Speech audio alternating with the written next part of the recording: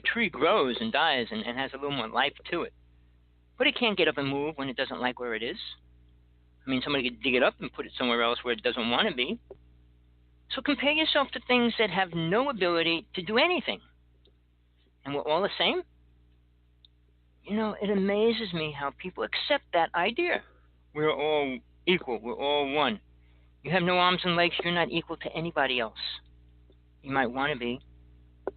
You might do everything you can in life, but you still can't feed yourself. You still can't do this. And it's different. We're all different. We have different abilities, different ideas, different ways to live. Our bodies are different. But even that, people think they can change it and make it whatever they want. I mean, a guy putting all these implants in his whole body. I couldn't believe it. I think he had like, I don't even know how many total in his back muscles, leg muscles, all these implants.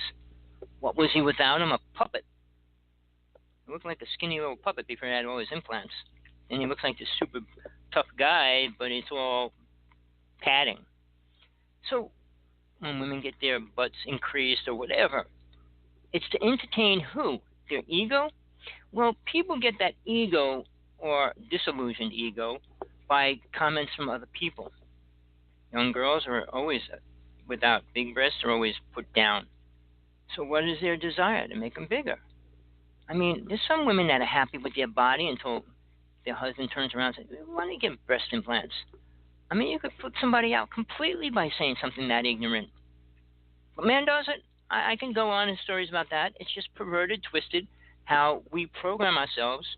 We're not like everybody else, but we want to be like everybody else. And that means good looking, rich, and famous. Does it mean normal looking? No. I was married to a woman. I was going with a woman. I had a native wedding to a woman who, before she had any operations, looked like a person from Vietnam. Seriously. I thought she was pretty. But she had to change her body. Spent $1.2 million. She was a millionaire. To change her body.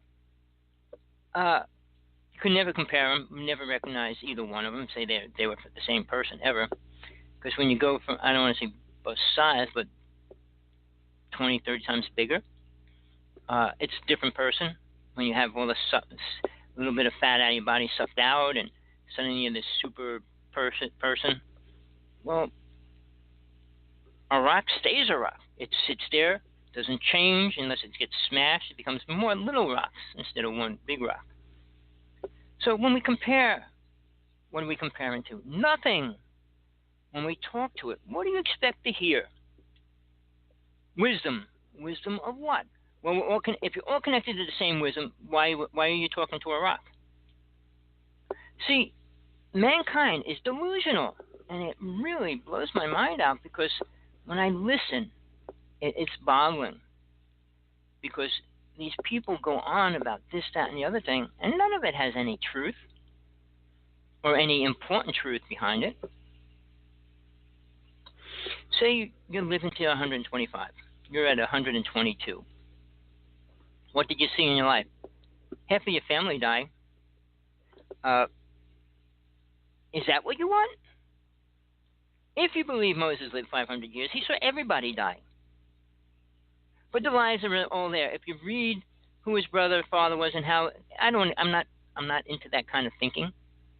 But it's all lies because the time frame was the same. It wasn't 500 years later. He would have known nobody. Nobody would have known him, period. So the concept of all this that he lived 500 years. I only know one person. And why would I say that? Because he was a spiritual person. Moses was not. I'll debate anybody, anytime, any place on that one as well. You want to? Call in. Go right ahead. Defend Moses. I mean, the Jewish religion will. Well, he was a mass killer.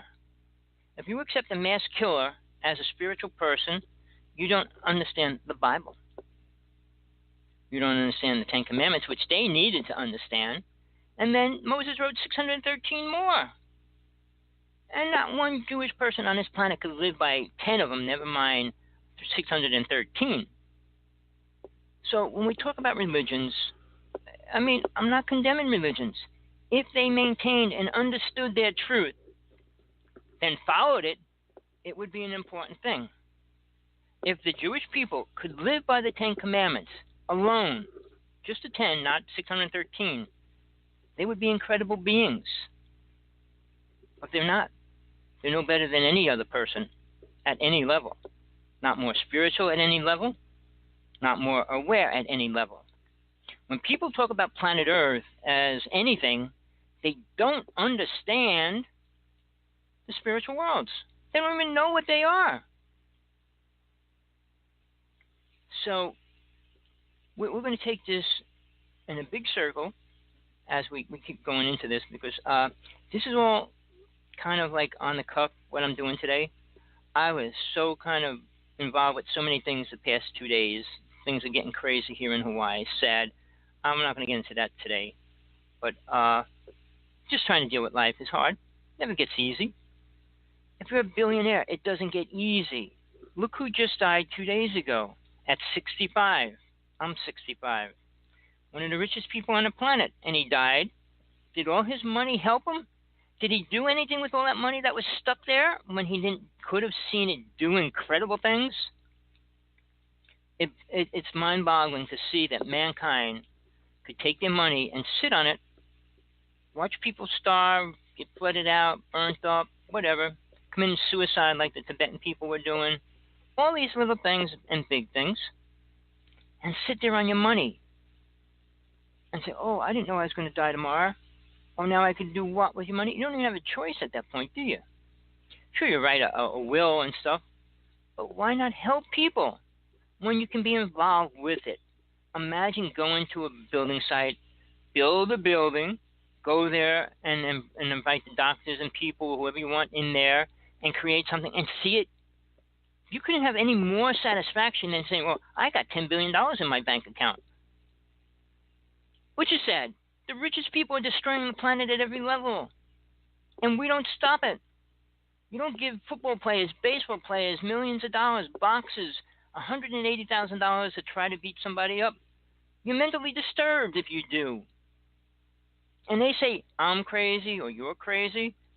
I'm crazy going sane. They're all sane going crazy. I'd rather be what I am than what they are.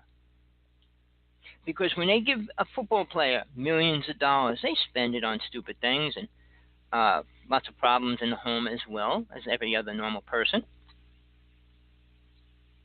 But they get used to spending it on things that aren't as important. Sure, Gates, I think, donated $100 million to schools. I mean, that's incredible.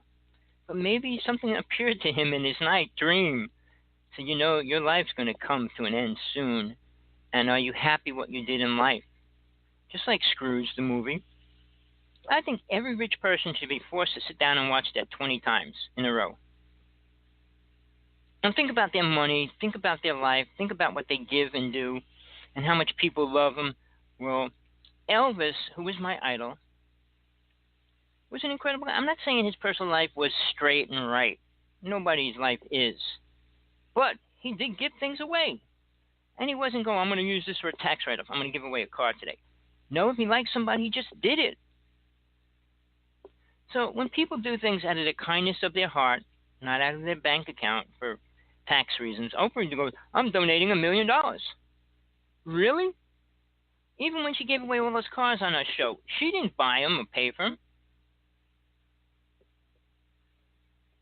So, it's time to think about, am I better than a rock? Are you? That rock's not hurting nobody. It would take a human to pick it up and throw it and hit somebody in the head with it. Now, does that rock get the karma because you did that to it?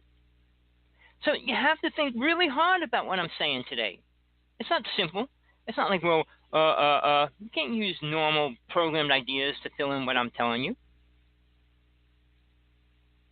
A rock is a rock, and a rock is a rock. I'm a human, and I'm human as well as that. But what's that mean? Anything? So, yeah, you're connected to a rock if you pick a rock up and throw it and hit somebody in the head with it. Or you pick that rock and throw it through a window. You're human. Are you a rock? Are you one with the rock when you smash somebody's window with the rock? Or are you going to sit next to the rock and not eat and starve to death and die sitting next to the rock? Of course not. That either. We can go on to how these lamas and so-called spiritual people run into caves and hide out for long periods of time. If you keep away reality and think about God, mind's going to create multiple ideas of God because it's got nothing else to do and nothing else to relate to. Are they going to be right? Are they going to be your experiences? Well, it depends what programs you take when you go in that cave. Take a child, put him in a cave. What are they going to come out of there with? What knowledge? What are they going to say? How to build a rocket ship when they come out of a cave? If they have no understanding of writing and math and all science and all the other words? Depends. An entity can move in with them and start guiding them. The same Lucifer does to most people on this planet. Now, do you think Lucifer decides to go into every rock? To do what? Doesn't need to do anything to a rock. So you're the same as a rock? You're the same as a tree? You're the same as anything? Now, I watch lizards because they're running around my house all the time. And they still eat each other. They usually grab their tails because their tail breaks off and then they eat their tail. It's like what they do in some states where they take the claws, one claw and leave him the other so that he can still feed himself. But it's like, you got two arms, let's cut one arm off and let you go hunting with one arm instead of two.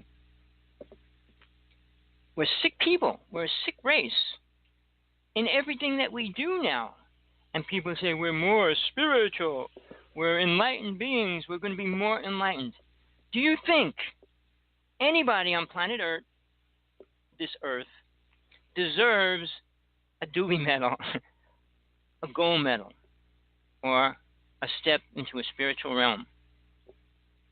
What did they do to deserve it? Now, Jesus promised to come back. Did he promise it to you? Did you hear him say it to you? Why do you assume he did? Why do people assume that?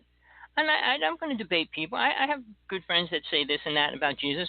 Until you walk with him, you don't know what he was teaching.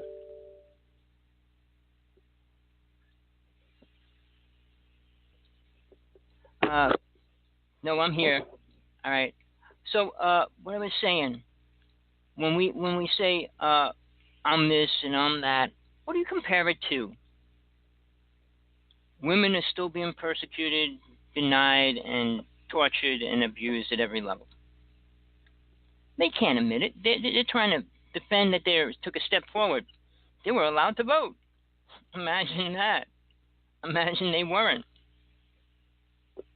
Well, persecution, saying we're all one. How any black race, native, compared to the native race inside the United States, are so different. Any Chinese race, any Japanese race, any Hindu race, any other race, Spanish race, inside the United States, are they equal to the native nation at any level? They accepted killing as a reality. The native race had to accept defense as a reality. Can you compare those two souls and say they're both spiritual or they're both moving ahead? I'm not going to say either one moved ahead, but they were different. And for people that still go on and they're prejudiced, everybody's prejudiced against a certain race, give me a break. And I pulled up the numbers. I'm going to go into those numbers tomorrow. There's more white people killed than black people, so black people, don't say that. Look at the numbers. Look at the facts. I mean, yeah, it's more black women are killed than white women. But let's go into the reason why. Black men like to beat their wives, and I see it. I worked in their houses for 20 years. I saw the scars on all these women's faces all the time. It was sad. I saw a baby tied up to the bed naked. I mean, I saw incredibly horrible things going in these people's houses all day long. So until you've been there, people talk, well, I know that they say, I've been there. I've been in houses. I went in 8 to 10 houses daily for 10, 20. Well, I was in the projects for 10 years straight. So I went in 10 houses a day in the projects, meaning big, giant apartment buildings of poor people. 90% black.